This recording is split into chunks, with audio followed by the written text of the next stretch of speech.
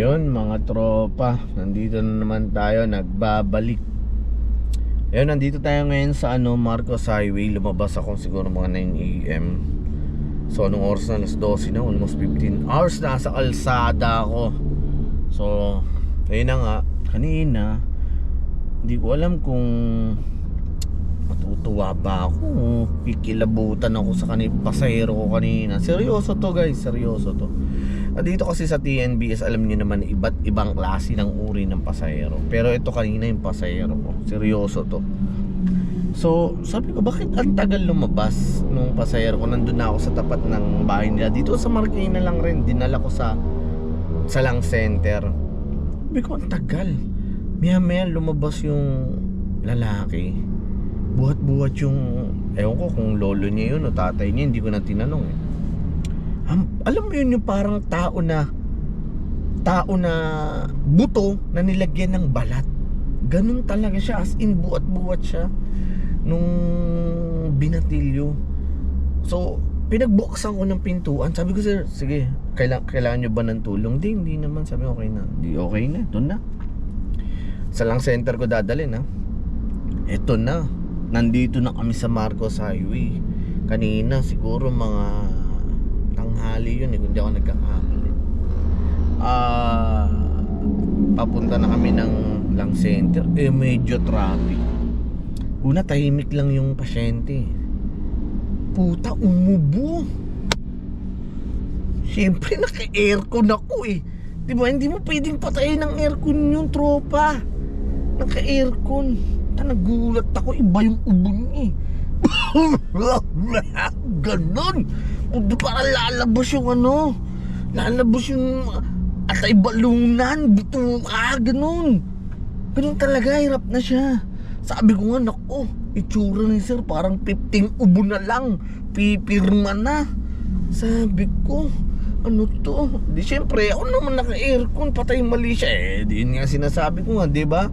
Sa totoong buhay, ako yung taong mahiyain. Mapagtiis ako. Hindi ako yung echas nga, yung manok nga eh. Tiniis ko yung baho ng tae, diba? Ito pa yung pasyente, syempre ito tao to na butot balat na naawa naman ako. Baka sabihin na, kung magmamas naman ako agad na sabihin, aselang kung tao, diba? Siyempre masakit dun sa kung apo niya ba yun o anak niya ba yun. Siyempre masakit yun pag nakita na umubo tas bigla akong nagmas. Tiniis ko na naman, tropa. Tiniis ko talaga. Dito na umuubo, sabi ko, nung gagawin ko, naka-aircon, number 2 pa. Kasi nga ang taong may asthma o ang taong may ubo, hindi mo pwedeng mainitan yan, sensitive yan. Di yun na nga nangyari. Umubo na ko. Sabi ko, pang ilang ubo niya na yan, nakasampu na, 40 na lang, pirma na. Sabi ko ganun. Sabi ko, konti na lang, magpapasko pa naman. Sabi ko ganun. Dito na, hiyang-hiya ako. Sabi ko, anong gagawin ko? Di ko naman pwedeng buksan yung bintana. Sabi ko, ano na lang, gagawin ko na lang ihinga ako ng mababaw. Kasi pag huminga ka ng malalim, tapos umubo siya, ganun, ay putang, pasok yung respiratory syndrome. Lahat yung pasok yun. Pasok sa baga mo, sa utak mo yun, di ba? Sa brain tumor mo, pasok yun. Sabi ko, anong gagawin ko nito? Tiis na naman ako. Yung echas, tiniis ko. Ito na naman, tuberculosis, parang ganun. Sabi ko, sige, tiis na lang uli. Matatapos din to, mahatid ko rin dun. Ayun nga, ginawa ko yung hinga ko, mababaw lang pero mabilis. Kailangan paghinga, labas ka agad. Hindi pwedeng pumasok sa respiratory syndrome. Paghinga ko, hindi ko pinapalata, binibilis ako na lang. Kasi pag mabagal, kakapusing ka naman. Kailangan paghinga mo, ganun, labas agad. Ang ilang beses umubo. Hindi ko na alam gagawin ko, tropa. Kinilabutan din ako. Sabi ko, buto. Hindi ka naman pwede maglagay ng alcohol. Buhusan mo alcohol yun. Kada ubo alcohol. Barili mo na ito, may alcohol ako dalaw. Kada ganun. Hindi pwede. Baka namatay yun. Ako pa yung dahilan. Siyempre sensitibo yun eh. Yung pang-amoy nun, diba? Bakit ganun? Pag mga pasahero ko, kung hindi echas, bakterya. Pag bakterya sa akin, ako gusto ko mag-vlog. Pero gusto ko naman yung iba-vlog ko yung sexy, modela, ganyan. Hindi bakterya eh. Hindi naman ako masilan talaga eh. Tuberculosis eh, kahit sino naman eh, di ba? Kahit walang selan-selan eh. Ganun pasahero mo eh. Di ba? Eh, ano ko rin naman yun. Naintindihan ko rin naman yung lagay nila. Pero ganun eh. Parang naisip ko, sabi ko nung gagawin ko nito. Alam mo yun, parang pagbukas ko ng bintana, gusto kong lumundag. Ganun eh. Gusto kong lumabas ng bintana eh. Ano kaya gusto ko sabihin, sir? Alam ko naman bahay nyo, ito susi ng kotse ko. Oh, sige na, kayo na lang, mag-commute na lang ako pa uwi. Tapos atid mo na lang yung kotse ko sa akin. Oh, ganun eh. Ganun yung ano eh, gusto kong sabihin eh. Ayoko nang bumiyahe. Parang gusto ko na magpalit ng hanap buhay. Gusto ko na magpalit ng hanap buhay. Pero gagamitin ko pa rin itong kotse. Alam nyo kung ano?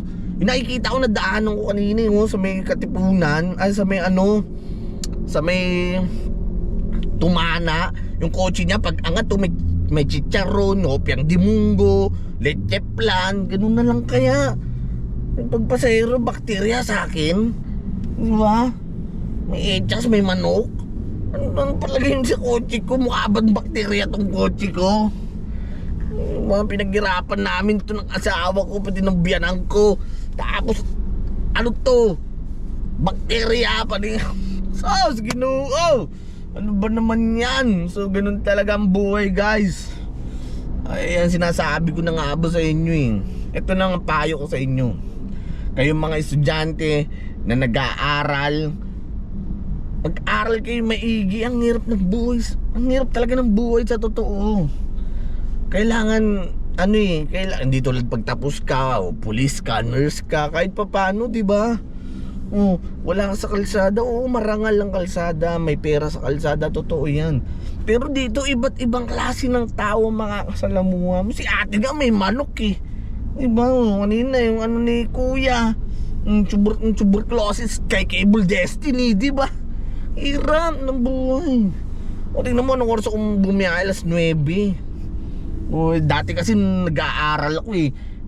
Pinag-aaral ako, grade ko 75. Swerte na pag may 76 eh. Galit na galit nanay ko dati. Pinag-aaral kita na 75 grade mo, pinamataas. Sabi ko, Nay, 75 mataas yan, Nay. Subukan mo magbilang 1 to 75 na hindi ka mapagod. 25 na lang na yun, 100 na oh. Perfect na oh. Diba? Ginaganon-ganon ko pa nanay ko. Ngayon, ano ko ngayon? Dito ako kayo sa kalsada ano kayo susunod na may sasakay ko nito? Anong pasyente? Ano kayo? Baka mamaya meron na dito baka, baboy. Diba? Hey. Pero ganun pa man, guys. Mabuhay tayo ng payapa sana. Hindi naman ako nagja-judge, no? Sana gumaling si sir. Kasi nung pagdating kagad, emergency kagad yun. Pasok kagad siya sa sa emergency. Kasi iba na yung hinga niya, yung pag-ubo niya. Ganon. Putik ka. Yung laman loob. Pag naririnig ko, lalamunan ko. Parang gusto lang lumabas nung seopagus. Ganon eh. Ako, buhay ng tao. Pero ganun pa man, kumita naman ako. Tatagos na to hanggang 2 araw. Kaya malamang neto pag uwi ko, baka tumagos na rin ako sa pintuan neto, guys. So kita-kits tayo ulit, biyahe tayo ulit. Hanap tayo ng booking para may pang top up ako. Alright, thank you for watching.